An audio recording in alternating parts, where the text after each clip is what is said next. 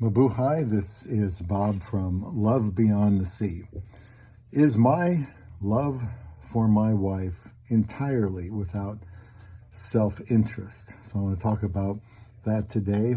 Our motivations for love, is it entirely always have to be without self-interest? Please leave any comments here, if you will, about loving someone else and having self-interest involved. We do know that the Bible says we are to regard others better than ourselves. And in 1 Corinthians 13, it says that love seeks not its own.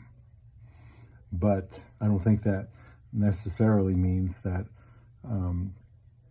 there's not going to be at least a tinge of self-interest. I guess my main point of this, unless people very much disagree, my take would be I wouldn't be too concerned about trying to figure out, what the motives are. Just make sure that your motives are, for the benefit of the other person.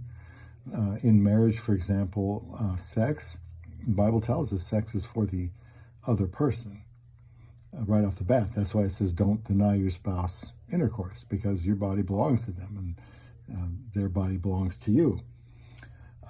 However, that does not mean that the spouse that is going to yield their body up to their spouse does not look forward to that or hope that their spouse is in the mood, so to speak, because they get something out of it too. So you could say, well, that's not, without self-interest. And I don't know, sex is a mutually beneficial thing. So where does that fit in? And a guy could jump in front of a train or car and save somebody's life, and which sounds like a pretty sacrificial thing to do, or I don't know, donate his heart or something that would kill him to keep his wife alive. And people could always say, well, he just did that, to atone for things or to have a good reputation or whatever. Who knows what's going through his mind?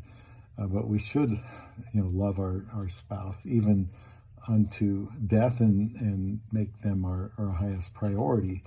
So the Bible says it's not good for a man to be alone. Just that whole relationship is going to be a lot of, give and take and sharing and be mutually beneficial. And how much is always entirely without self-interest?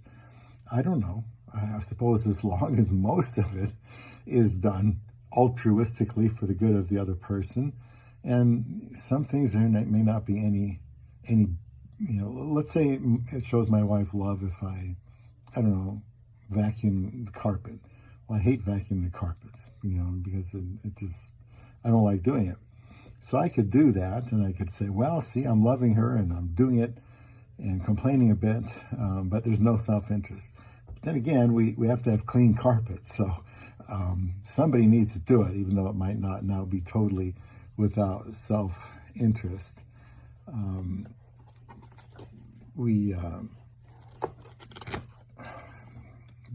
As my notes fall apart.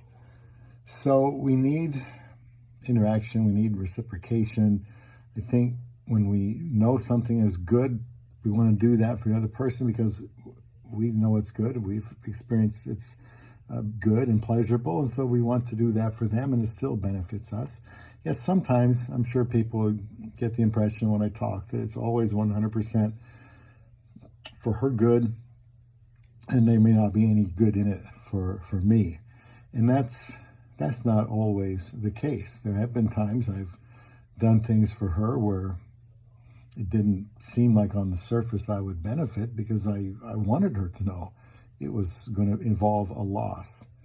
And sometimes, in marriage, you may have to do that, make some big sacrifices. But the topic for this here is my love for my wife entirely without self-interest, or you could add, does it have to be always without self-interest? So let me know what you think about that. I'm kind of at a roadblock here.